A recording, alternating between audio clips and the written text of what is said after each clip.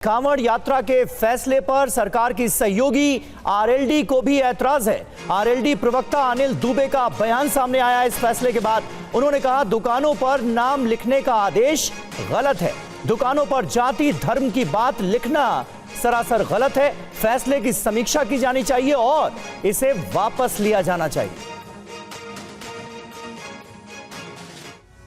RLD के नेता अनिल दुबे हमारे साथ हैं। हम जानना चाहेंगे कि बीजेपी के सहयोगी दल आरएलडी का इस पर क्या स्टैंड है। दुबे जी, देखिए, मुजफ्फरनगर प्रशासन ने इसको लागू करने का काम किया और हम लोगों ने अपने नेता माननीय जयंत चौधरी जी को इस बात से अवगत कराया कि मुजफ्फरनगर प्रशासन ने जो निर्णय लिया है ये ठीक नहीं है, क्योंकि जो दुकानों पर जाति और धर्म की बात लिखना जो है ये किसी भी तरह से न्याय संगत नहीं है, क्योंकि उन मार्गों पर तो तमाम माल आते हैं। अब जैसे लखनऊ में फिनिक्स माल है, लुलु माल है, ये क्या लिख दें, क्या नाम लिख दें, क्या धर्म लिख दें, क्या जातियाँ लिख दें। इसी तरह जो है मुजफ्फरनगर के जो मार्ग हैं उन पर जो और भी शोरूम होंगे, किसी कंपनियों के शोरूम होंगे, वो क्या नाम लिखेंगे। हम जब आपसे बात करें, अब बात पूरे यूपी की लागू करने की, आपको नहीं लगता कि इस तरह की चीज़ें समाज में वैमनस फैलाएगा? इस फैसले पर विचार करना चाहिए, क्या मानना है आप? नहीं, हमने तो पहले भी कहा, हमने अपने नेता को इस पर अवगत कराया है, अपनी हमारी पार्टी के नेतृत्व को हम लोगों ने अवगत कराया है। मुजफ्फरनगर में खतौली बाईपास के पास चाय लवर पॉइंट टी स्टॉल का नाम अब बदल दिया गया है। इससे इस चाय वाले के काम पर असर पड़ा है। देखिए टीवी9 संवाददाता विवेक शर्मा की ग्राउंड रिपोर्ट। मुजफ्फरनगर पुलिस द्वारा निर्देश दिए जाने के बाद कांवड़ रूट पर जगह जगह पर दुकानों के बाहर मालिकों के नाम लिखे हुए नजर आ रहे हैं, तो कुछ जगह ऐसी भी हैं जहां दुकानों के नाम भी बदल दिए गए हैं। इस वक्त मैं एक ऐसी दुकान पे मौजूद हूँ। इस दुकान का नाम पहले चाय लवर पॉइंट हुआ करता था, लेकिन अब बदल कर वकील अहमद टी स्टॉल कर दिया गया है। आप देख सकते हैं कि यहाँ पर लोग जो है चाय पीने के लिए बैठे हुए हैं। सीधे मालिक से बातचीत करते हैं कि आखिरकार क्या वजह है और क्या निर्देश दिए गए थे। क्या नाम है आपका? मोहम्मद फहीम। तो पहले आपकी चाय की दुकान का नाम क्या था? चाय लवर पॉइंट। तो अब देखा गया है नाम बदल दिया है, तो किसके निर्देश पर बदला ये नाम आपने? ये बंगेला चौकी से गाड़ी आई थी पुलिस की। हाँ? SHO गाड़ी आई थी खतौली से, उन्होंने हमें बोला, हमने बदल दिया। मतलब पहले चाय लवर पॉइंट हुआ करता था, लेकिन अब यहाँ पर नाम बदल दिया आपने? हाँ, ताकि सामने वालों को पता रहे, जैसे कि कावड़ चल रही है कि ये दुकान किसकी है, हिंदू की है या मुसलमान की। अच्छा, तो जिस तरह से निर्देश दिए गए हैं उसे आप किस तरह से देखते हैं? बस देखना क्या है, अब तो ऐसा ही है कि नुकसान का कारण। यूपी सरकार के कांवड़ वाले फैसले पर जेडीयू को भी ऐतराज है। जेडीयू नेता केसी त्यागी का बड़ा बयान, सबका साथ सबका विकास पर विश्वास, कांवड़ वाले आदेश की समीक्षा हो। हम श्री नरेंद्र मोदी जी जो एनडीए के सर्वोच्च नेता हैं उनके साथ प्रतिबद्ध हैं, जिन्होंने ये डॉक्ट्रिन दिया है सबका साथ सबका विश्वास सबका विकास। ये जो नियम बनाए जा रहे हैं ये उनकी मौलिक धारणा के से मेल नहीं खाते हैं। इस प्रकार का कोई निर्देश न बिहार सरकार ने जारी किया है, जहां पर कांवड़ यात्राएं यूपी से ज़्यादा निकलती हैं, न राजस्थान सरकार ने किया है, न हरियाणा सरकार ने किया। तो अब आप क्या चाहते हैं, क्योंकि आज फिर से इस बात को दोहराया गया उत्तर प्रदेश सरकार की तरफ से? हम अपनी राय रख चुके हैं। ये मोदी जी के मूल सिद्धांतों के विरुद्ध है। सबका साथ सबका विकास सबका विश्वास। क्या इस आदेश को वापस लिया जाना चाहिए या इसकी समीक्षा की जानी चाहिए? ये समीक्षा जरूर होनी चाहिए। जब सहयोगी पार्टियां, इवन बीजेपी के भी हमारे साथी इस पर विचार करने के लिए कह रहे हैं, तो इस पर विचार करना चाहिए। और मुजफ्फरनगर पुलिस के और यूपी की योगी सरकार के इस आदेश का प्रियंका गांधी ने भी विरोध किया है। एक्स पर अपनी पोस्ट में प्रियंका गांधी ने लिखा, धर्म भाषा के आधार पर भेदभाव न होने की गारंटी देता है हमारा संविधान। विभाजनकारी आदेश हमारे संविधान, हमारे लोकतंत्र और हमारी साझी विरासत पर सीधा हमला है। समाज में विभाजन पैदा करना संविधान पर हमला है। विभाजन पैदा करना संविधान के खिलाफ एक तरह का अपराध है, यह कहा है प्रियंका गांधी ने। और यूपी पुलिस इस आदेश को तत्काल वापस ले, आदेश देने वाले अधिकारियों के खिलाफ कार्रवाई की जाए, ये डिमांड की है प्रियंका गांधी ने। इधर यूपी के मंत्री कपिल देव अग्रवाल ने कहा है कि हिंदू नाम पर मुस्लिमों की दुकान एक गंभीर विषय है। कपिल देव अग्रवाल से TV9 संवाददाता विवेक शर्मा ने खास बातचीत की। ये सैकड़ों बार हमारे सामने विषय पहले भी आया है, इस बार भी आया है कि साहब हमारा धर्म भ्रष्ट होता है और वो अपनी कावड़ देने के लिए फिर दोबारा जाता है और दोबारा पैदल चल के आता है। तो देखिए पे झगड़ा हुआ कि नहीं होगा, और उसके कारण से कुछ लोगों को पे झगड़ा करने का मौका मिल जाता। तो ये सामाजिक सद्भाव का ये विषय आया है कि जो हिंदू देवी देवताओं के नाम से ऐसे समाज के लोग जो उनके नाम रखते हैं उनके नाम से न रखें, अपने नाम से रखें। मान लो किसी का नाम जावेद है तो लिखिए वो जावेद शुद्ध भोजनालय, इसमें कहाँ दिक्कत आ रही है? वो दुर्गा शुभ भोजनालय क्यों लिखना चाहता है? आखिर क्या वजह उसकी? तो अपने नाम से लिखे। जो जिसका नाम है अपने नाम से दुकान चलाए, तो उसमें क्या आपत्ति किसी हो सकती है? और जहाँ तक आपने राजनीतिक चर्चा की है, ये वे लोग हैं जो हमेशा मुस्लिम समाज के लोगों को उद्धृत करते हैं, आक्रोशित करते हैं, झगड़े पर हथौड़ा करने के लिए प्रेरित करते हैं। मैं नाम लूँगा आपके सामने, चूँकि आप अगला सवाल उन्हीं के नाम पर होगा।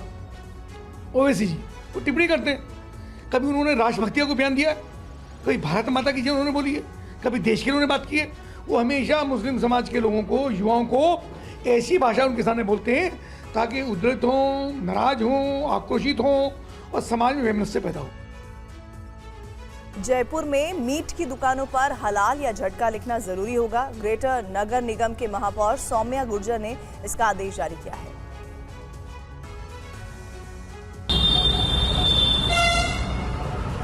जयपुर में अब मीट की दुकानों पर हलाल या झटका की सूचना देने के लिए बोर्ड लगाना होगा, तो शहर में मीट की दुकानों के लिए लाइसेंस लेना जरूरी होगा और कमर्शियल जमीन पर ही मीट की दुकानें खोली जा सकेंगी। जो भी मीट शॉप हो उसमें झटका है या हलाल है। कुछ लोग झटका मीट का उपयोग करते हैं, कुछ लोग हलाल मीट का उपयोग करते हैं। जो जिस मीट का उपयोग करते हैं उसको स्पष्ट होना चाहिए, उसको किसी भ्रमवश झटका वाला हलाल नहीं खाए, हलाल वाला झटका नहीं खाए। सावन में कांवड़ यात्रा के दौरान भी विशेष दिशा निर्देश लागू रहेंगे। कांवरियों के रूट के बीच में अब मीट की दुकानों को बंद करने पर भी विचार किया जा रहा है, यानी कि जब कांवड़ यात्रा होगी तब मीट की दुकानों को बंद करने का आदेश दिया जा सकता है।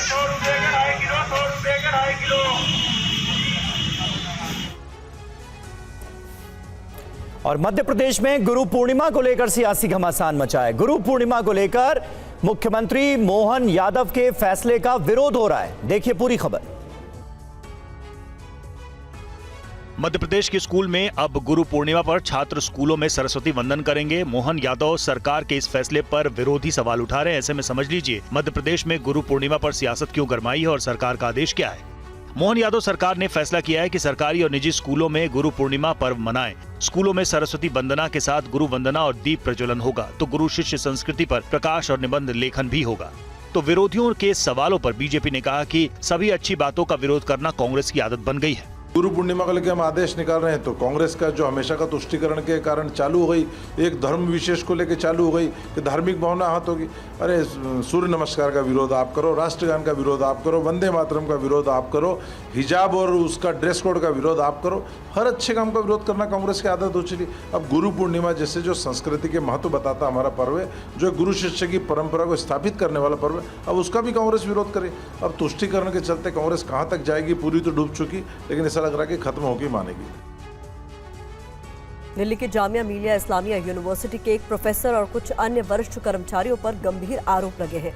जामिया के प्रोफेसर और 2 अन्य लोगों पर जाति सूचक टिप्पणी और धर्मांतरण के लिए दबाव बनाने के आरोप में मामला दर्ज किया गया है।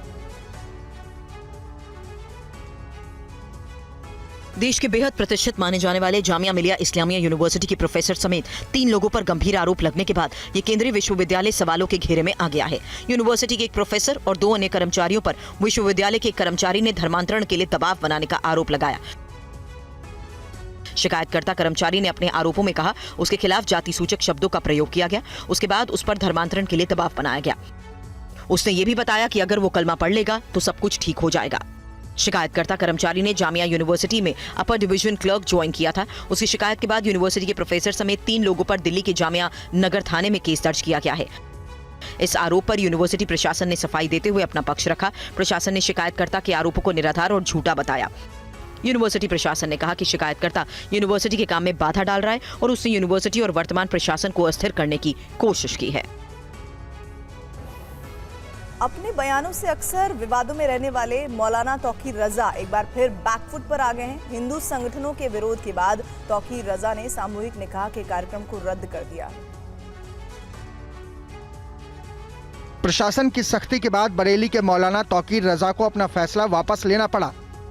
इत्तेहाद मिल्लत काउंसिल के अध्यक्ष मौलाना तौकीर रजा ने सोमवार को ऐलान किया था कि वो 23 हिंदू युवक युवतियों का सामूहिक निकाह कराएंगे। पहले चरण में 21 जुलाई को 5 जोड़ों का सामूहिक निकाह कराने का कार्यक्रम तय किया गया था। खलील हायर सेकेंडरी स्कूल में सामूहिक निकाह कराने का कार्यक्रम रखा गया था। इत्तेहाद मिल्लत काउंसिल का कहना है कि इसकी अनुमति जिला प्रशासन से मांगी गई थी, लेकिन प्रशासन ने सख्ती दिखाते हुए इसकी इजाजत नहीं दी। अब तौकीर रजा ने सामूहिक निकाह के कार्यक्रम को रद्द करने का फैसला लेते हुए कहा है कि वो कानून का सम्मान करते हैं और प्रशासन की इजाजत के बगैर कोई कदम नहीं उठाएंगे। इस संबंध में उनकी तरफ से एक विज्ञप्ति भी जारी की गई है। आपको बता दें कि मौलाना तौकीर रजा के सामूहिक निकाह के कार्यक्रम की जानकारी मिलते ही हिंदू संगठनों ने उनके फैसले का जबरदस्त विरोध किया। मौलाना तौकीर रजा ने दावा किया था कि सामूहिक निकाह के लिए 23 हिंदू युवक और युवतियां उनके संपर्क में हैं। और भोपाल में एक पुलिस थाने में सुंदरकांड के पाठ पर विवाद बढ़ गया है। अब कांग्रेस की शिकायत पर थाना प्रभारी को नोटिस भेजा गया है। थाने में सुंदरकांड मामले में कांग्रेस ने आज भोपाल में पुलिस कमिश्नर को ज्ञापन दिया। प्रदेश कांग्रेस अध्यक्ष जीतू पटवारी ने कहा कि पुलिस कमिश्नर ने 2 दिन का वक्त मांगा है। अगर कोई कार्रवाई नहीं हुई तो आगे की रणनीति तय करेंगे। हमने कमिश्नर साहब को कहा है कि या तो पूरे भोपाल में निजी आयोजन की हमें अनुमति दें, हम भी पूरे थानों में एक साथ अपनी धार्मिक परंपराओं के साथ अपना आयोजन करना चाहते हैं, या फिर सर्विस बुक का पालन करें। सर्विस बुक एक अधिकारी को शपथ लेकर पालन करने की अनुमति देती है। कांग्रेस नेता दिग्विजय सिंह कहते हैं कि आखिर किस नियम कानून के तहत थाने में सुंदरकांड के पाठ की इजाजत दी गई। तो थाने के प्रांगण में सुंदरकांड या और कोई बात कराना ये गैर कानूनी है, उनके खिलाफ कार्रवाई होना चाहिए। भोपाल पुलिस कमिश्नर के मुताबिक थाना प्रभारी को कारण बताओ नोटिस जारी किया गया है। इसमें उस थाना क्षेत्र में जहां पे परमिशन थाना प्रभारी की तरफ दी गई है वो नहीं होना चाहिए था, तो उस मामले में थाना प्रभारी का स्पष्टीकरण लिया गया है। उसमें कारण बताओ नोटिस जारी किया गया। झारखंड के रांची में सहायक पुलिस कर्मियों ने आज जोरदार प्रदर्शन किया और वेतन बढ़ोतरी की मांग को लेकर सीएम आवास का घेराव करने की कोशिश की, जिसके बाद पुलिस ने इन प्रदर्शनकारियों को खदेड़ दिया। पूरी रिपोर्ट देखिए। जमकर हंगामा, धक्का मुक्की और बवाल। सहायक पुलिस कर्मियों पर लाठीचार्ज, पुलिस से झड़प। रांची में आज जमकर हंगामा, बवाल और उत्पात देखा गया। प्रदर्शन कर रहे सैकड़ों सहायक पुलिसकर्मी सीएम आवास का घेराव करने जा रहे थे। इसी दौरान प्रदर्शनकारियों को रोकने और भीड़ को तितर-बितर करने के लिए पुलिस ने लाठीचार्ज कर दिया। झारखंड में सहायक पुलिसकर्मी वेतन में बढ़ोतरी और उन्हें नियमित करने की मांग को लेकर धरना प्रदर्शन दे रहे हैं और आज इन प्रदर्शनकारियों ने सीएम आवास का घेराव करने का ऐलान किया था। लिहाजा इन प्रदर्शनकारियों को कंट्रोल करने के लिए मौके पर भारी संख्या में पुलिस फोर्स पहुंच गई। जैसे ही इन प्रदर्शनकारियों ने सीएम आवास की तरफ बढ़ना शुरू किया, वैसे ही पुलिस ने इन पर लाठियां भेजनी शुरू कर दी। इससे पहले सरकार की ओर से डीजीपी की अध्यक्षता में सहायक पुलिसकर्मियों को वार्ता के लिए बुलाया गया था। भर्ती में आरक्षण देने और 20% वेतन बढ़ोतरी का प्रस्ताव भी दिया गया था, जिस पर सहायक पुलिसकर्मी अभी तक सहमत नहीं है।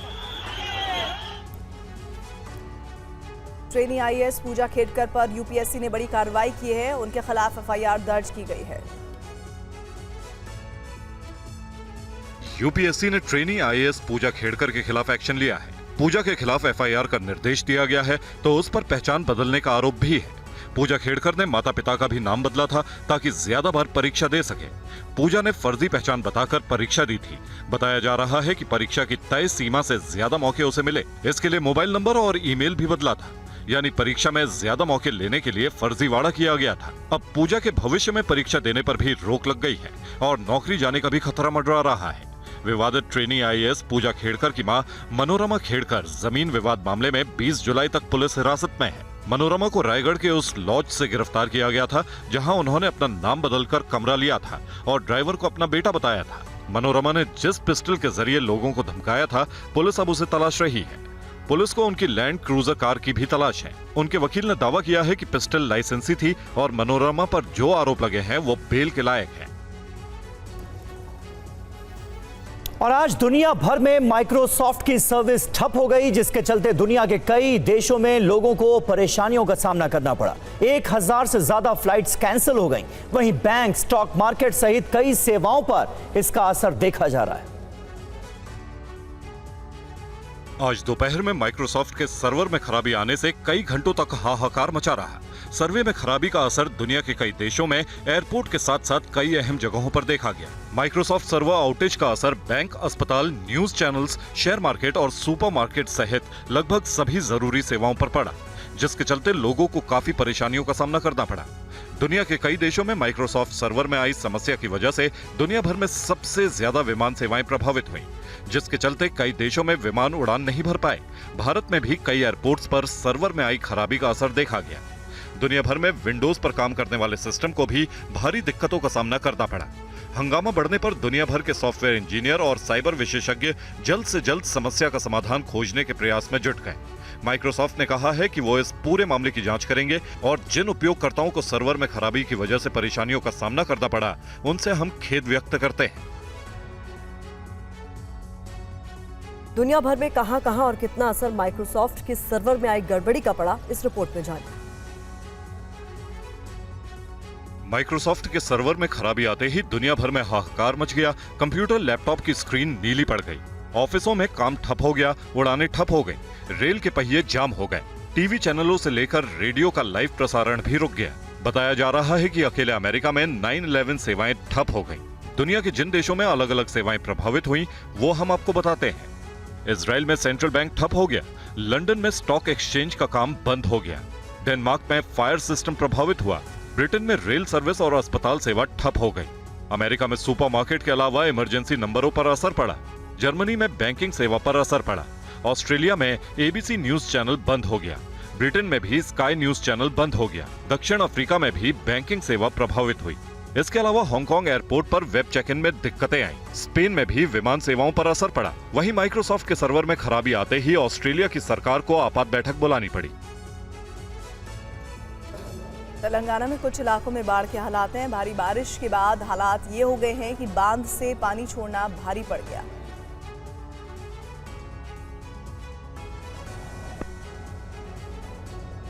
तस्वीरें तेलंगाना के भद्राद्री कोठागुडम जिले की हैं, जहां बांध से अचानक पानी छोड़े जाने के बाद हाहाकार मच गया। पिछले कुछ दिनों से जारी भारी बारिश की वजह से असवारा वावपेट इलाके में बने पैदावागू तालाब में पानी भर गया। बांध के ऊपर से पानी बहने की वजह से प्रशासन को बांध के गेट खोलने पड़े। इसके चलते खेतों में काम कर रहे कुछ किसान और उधर से गुजर रहे लोग अलग अलग जगहों पर पानी में फंस गए। जान बचाने के लिए जहां कुछ लोग नारायणपुरम में बने कट्टा मौसम्मा मंदिर में घुस गए, तो कई लोग आसपास के पेड़ों पर चढ़ गए।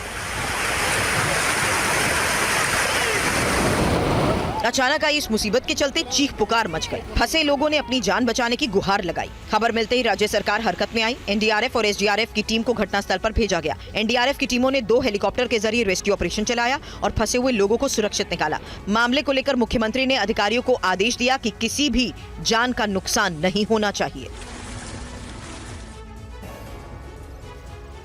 और एमपी के मुरैना में पिकनिक मनाना 3 युवकों को कैसे भारी पड़ गया, जानने के लिए देखिए ये रिपोर्ट।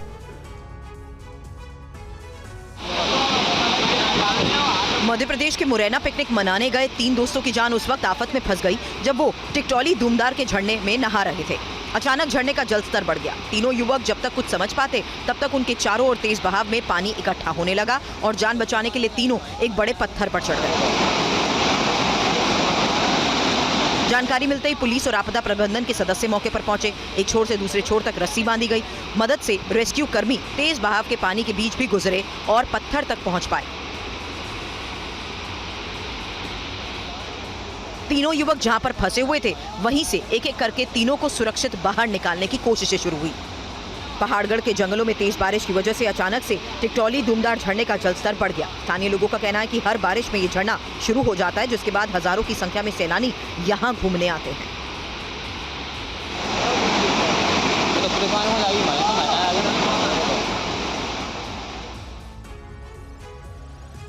कनाडा के टोरंटो में भारी बारिश के बाद बाढ़ जैसे हालात बने हुए हैं। सड़कों पर खड़ी गाड़ियां पानी में समा गई हैं, घरों में भी पानी घुस गया है। टनल में घुसा पानी से लबालब भरा पूरा शहर और गलियों में सैलाब। सड़क पर ज्यादा पानी की वजह से रास्ते बंद और हर तरफ बाढ़ से तबाही का ये मंजर। जल प्रलय से पूरे शहर में मचे हाहाकार की ये तस्वीरें टोरंटो की हैं, जहां भारी बारिश के बाद पूरे शहर में एक बार फिर से मुश्किलों का सैलाब आ गया। कई घंटे हुई बारिश के बाद नदियों में उफान, कई शहरों में तटबंध टूट गए। सैलाब ने देखते ही देखते टोरंटो के एक बड़े हिस्से को अपनी चपेट में ले लिया। सड़क पर पानी भर जाने की वजह से गलियां भी तालाब बन गई हैं। पार्किंग में खड़ी गाड़ियां पानी में समा चुकी हैं। कई कार सैलाब में बहती नजर आई। सीवरेज ब्लॉक है, नालियां बंद हो जाने की वजह से मुश्किलें और बढ़ गई। बिजली सप्लाई भी बाढ़ से प्रभावित है। पूरे ओंटोनोरियो में बाढ़ की वजह से जनजीवन प्रभावित हो रहा है। बीमार लोगों की तकलीफ बढ़ चुकी है। स्कूल कॉलेजेस बंद रखने का फैसला हुआ है। शिक्षण संस्थान बंद है। जरूरी सामान खरीद पाना भी मुश्किल है। ज्यादातर दुकानें बंद हो चुकी हैं। ऑनलाइन सामान की डिलीवरी भी नहीं हो पा रही। कनाडा में भारी बारिश से बाढ़ का रौद्र रूप हर तरफ नजर आ रहा है। टोरंटो के ज्यादातर इलाकों में बाढ़ से करीब 1.5 लाख लोग प्रभावित बताए जा रहे हैं। स्थानीय लोगों को बाढ़ प्रभावित इलाकों से दूर रहने की सलाह दी गई है। आज महाराष्ट्र सरकार को सौंपा गया बाघ नख। सतारा के म्यूजियम में रखा गया है बाघ नख। सीएम शिंदे ने म्यूजियम का उद्घाटन किया। कल से आम लोग बाघ नख देख पाएंगे। लंदन के म्यूजियम से भारत आया है बाघ नख। महाराष्ट्र के मुख्यमंत्री एकनाथ शिंदे पहुंचे हैं महाराष्ट्र के सतारा में और आज ऐतिहासिक दिन है सतारा के लिए, क्योंकि शिवाजी का वो बाघ नख आज यहाँ पर वो अनावरण करेंगे उसका, और उसके बाद उसे प्रदर्शनी में रखा जाएगा। हम आपको सीधे तस्वीर दिखा रहे हैं यहाँ पर कि महाराष्ट्र के मुख्यमंत्री पहुंच चुके हैं एकनाथ शिंदे। यहाँ पर उनके साथ यहाँ के उप मुख्यमंत्री भी आपको दिखाई देंगे, देवेंद्र फडणवीस, जो कि यहाँ पर पहुंचे हैं और इस चौक पर यहाँ पर पहुंचे हैं जहाँ पर शिवाजी की ये मूर्ति यहाँ पर लगाई गई है, जिसमें माल्यार्पण करने के बाद यहाँ पर आगे वो रोड शो निकालेंगे और रोड शो के बाद आगे उस संग्रहालय का उद्घाटन करने के लिए आज पहुंचेंगे। अभी जो यहाँ पर कार्यक्रम चल रहा है, आप देख सकते हैं कि पगड़ी बांधने की रस्म यहाँ पर आपको चलती हुई दिखाई देगी। मुख्यमंत्री और उप मुख्यमंत्री दोनों जो पहुंचे हैं उनको पगड़ी बांधी जा रही है कि शिवाजी के नाम से यहाँ पर एक संग्रहालय बनाया गया है, जिसमें उस बाघ नख को रखा जाएगा, जिसे लंदन के म्यूजियम से लाया गया है। तो एक ऐतिहासिक दिन महाराष्ट्र के लिए, वो शिवाजी महाराज को भगवान की तरफ पूजते हैं, उनके लिए एक ऐतिहासिक दिन है आज, और इस ऐतिहासिक दिन के लिए यहाँ पर विशेष कार्यक्रम भी आयोजित किए गए हैं। और अब खबर पड़ोसी मुल्क पाकिस्तान से। क्या पाकिस्तान की जनता शहबाज सरकार के खिलाफ एक बार फिर सड़क पर उतरने वाली है? आखिर ये नौबत क्यों आ सकती है, इस रिपोर्ट में देखिए। पाकिस्तान में कहने को तो जनता की चुनी हुई सरकार है, लेकिन शहबाज सरकार का रवैया तानाशाह वाला ज्यादा है। पाकिस्तान में अब जनता की आवाज दबाने की कोशिश की जा रही है। सरकार ने बिना वजह बताए 23 करोड़ आबादी को इंस्टाग्राम और फेसबुक से महरूम कर दिया है।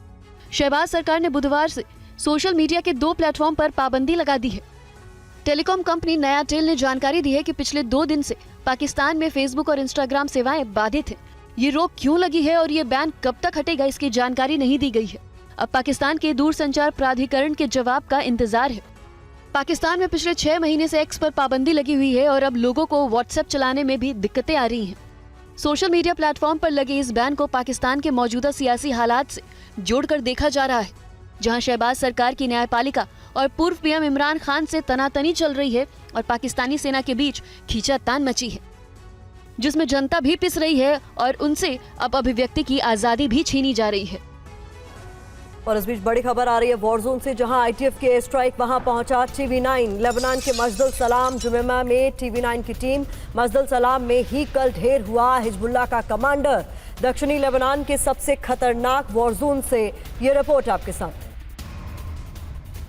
इस समय TV9 भारतवर्ष की टीम आज पहुंची है मस्जिद सालेम में, मजगाइयों के इलाके में। मस्जिद सालेम वो इलाका है जहां सुबह देर रात तक करीबन अटैक किया गया था इजराइल द्वारा इस घर के ऊपर, जहां कहा गया कि हिजबुल्लाह के कमांडर और उनके जो दूसरे लोग हैं या सिविलियन से उनको टारगेट किया, उनके आम लोगों को मारा गया। यानी ये वो इलाका है जहाँ पर सबसे ज़्यादा इस समय कन्फ्रंटेशन चल रहा है और मैं इस समय यहीं मौजूद हूँ। देखिए, आप देखें कि अभी आपको कई चीज़ें यहाँ पर देखने को मिल जाएगी। मैं अपने कैमरा पर्सन से कहूँगा कि वो आपको दिखाएं तस्वीरें कि कैसे इस पूरे इलाके में सिर्फ इसी घर को टारगेट किया गया। उसके पीछे का मकसद ये था कि इजराइल ये कहता है कि उसको ये इनपुट मिला था कि हिजबुल्लाह का कोई कमांडर जो मज़गाइयों के अंदर लगातार मूवमेंट को मॉनिटर करता था या उसको कमांड करता था, उसको टारगेट किया गया। और यहाँ पर मस्जिद सालेम के इस इलाके में मैं यहाँ पहुँचा हूँ। मैं आपको दिखाने की कोशिश करता हूँ कि कैसे यहाँ पर नुकसान पहुँचा है।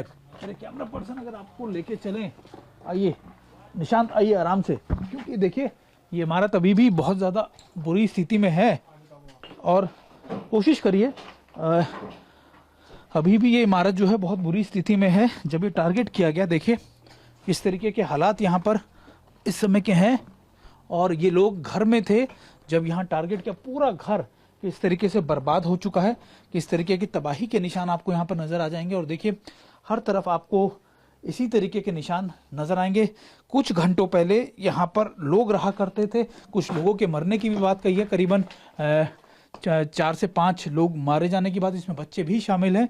और मैं आपको दिखाने की कोशिश करता हूँ साउथ लेबनान के इस इलाके में मस्जिद सालेम, जिसका नाम लगातार दुनिया कल से सुन रही है, इसी इलाके में हम आए हैं और हम लोग यहाँ से आपको दिखाने की कोशिश कर रहे हैं कि आखिरकार इस समय यहाँ के ताज़ा हालात किस तरीके के हैं।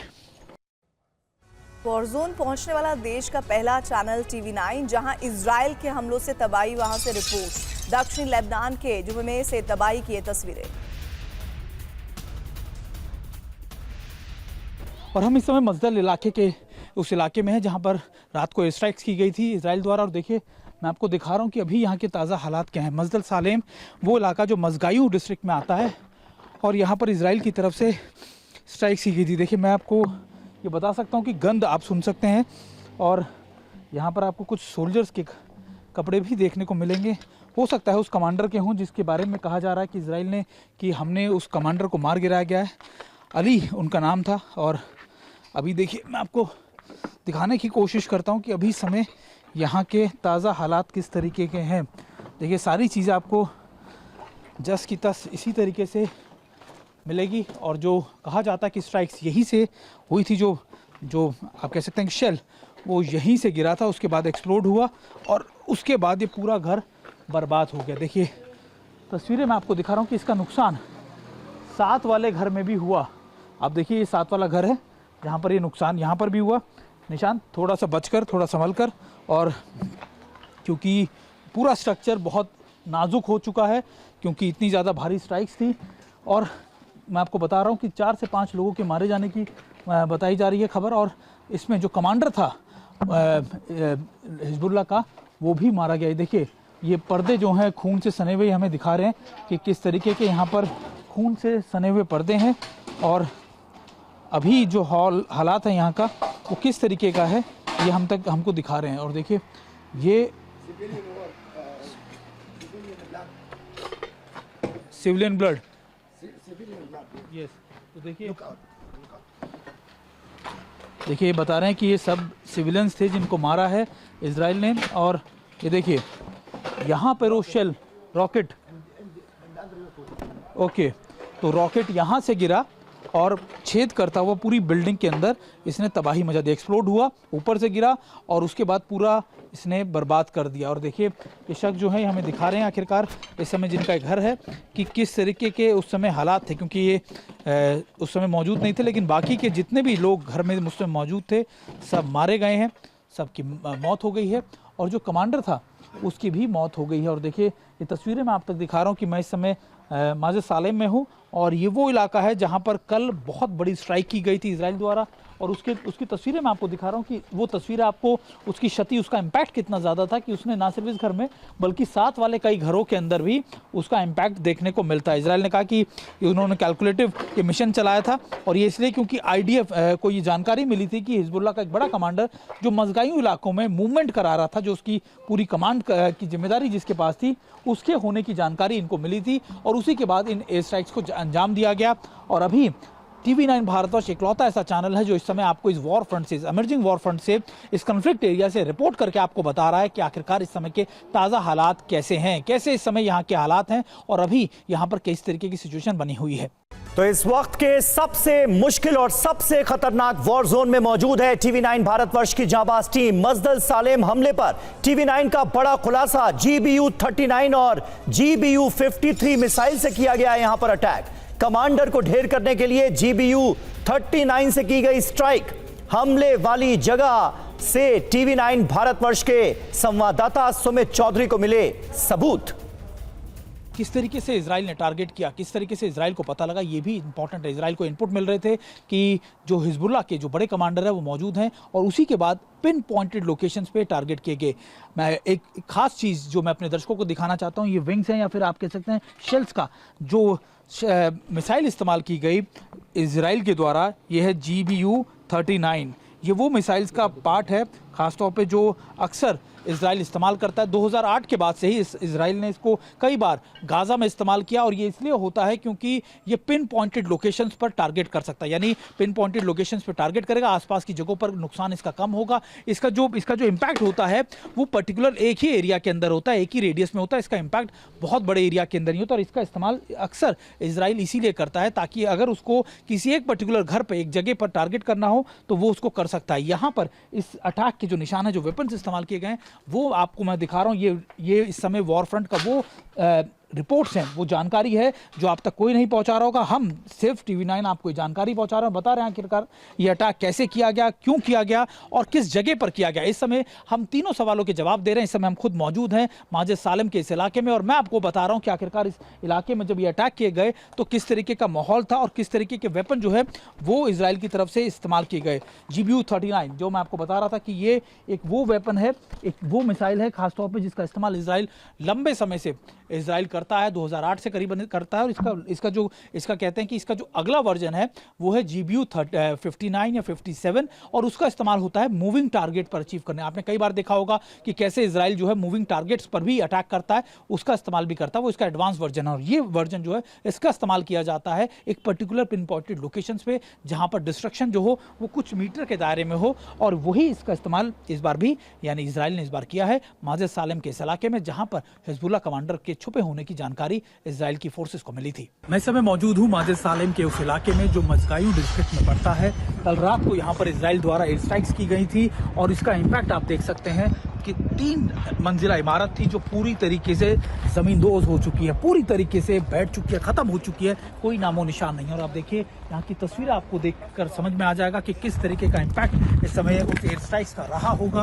हालांकि GBU-39 और GBU-59 जैसे जो मिसाइल्स हैं उनके इस्तेमाल करने की बात कही जा रही है, लेकिन ये जरूर है कि उसका इम्पैक्ट देखिए कितना ज्यादा मैसिव है। चारों तरफ उसने आसपास के घरों को भी तबाह कर दिया, बर्बाद कर दिया और कई जगहों के नुकसान आप देखिए कि कैसे नुकसान हुआ। कई लोगों के मारे जाने की इसमें खबर है, कहा जा रहा है कि सिविलियन लोग जो हैं वो इसमें मारे गए हैं, जिसमें महिला और बच्चे भी शामिल हैं। लेकिन मेन टारगेट जो था वो हिजबुल्लाह का वो कमांडर था जो लगातार मजगाइयों से लगातार कमांड कर रहा था उनकी मूवमेंट्स को और इसी वजह से इसराइल ने टारगेट किया। लेकिन ये जरूर है कि इसराइल के जितने एयर स्ट्राइक्स हैं, खासतौर पे प्रिवेंटिव एक्शंस, वो इन इलाकों में बढ़ते जा रहे हैं और ये ना सिर्फ 4 से 5 किलोमीटर के उस दायरे में यानी उस विलेजेस में हो रहे हैं, बल्कि उसके बाहर भी जहां उनको लगता है कि कोई बड़ा थ्रेट है, इसराइल इस तरीके से अटैक करता है। ये बहुत संवेदनशील इलाका है क्योंकि उन पहाड़ियों पर इसराइल की सेनाएं बैठी हुई हैं, IDF बैठा और इन इलाकों को टारगेट कर रहे हैं जहां पर भी उनको हिजबुल्लाह के निशान या फिर उनके बारे में कोई भी सूचना मिलती है। मोदी पुतिन की मुलाकात पर यूएस के रिएक्शन पर भारत का जवाब। विदेश मंत्रालय के प्रवक्ता रणधीर जायसवाल ने इस पर जवाब देते हुए कहा है कि हम अपनी रणनीतिक स्वायत्तता को महत्व देते हैं। अमेरिकी राजदूत के बयान पर भारत ने ये जवाब दिया है। अमेरिकी राजदूत एरिक गारसेटी ने भारत रूस के संबंधों पर बयान दिया था। एरिक गारसेटी की ओर से कहा गया था, युद्ध के समय रणनीतिक स्वायत्तता जैसी कोई चीज लागू नहीं होती।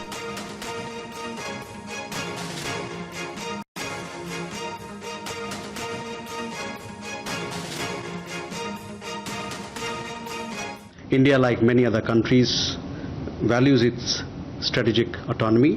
The US ambassador is entitled, obviously, to his opinion. We also have our own and different views. Our comprehensive strategic global strategic partnership with the United States gives us the space to agree to disagree on certain issues while respecting each other's viewpoints.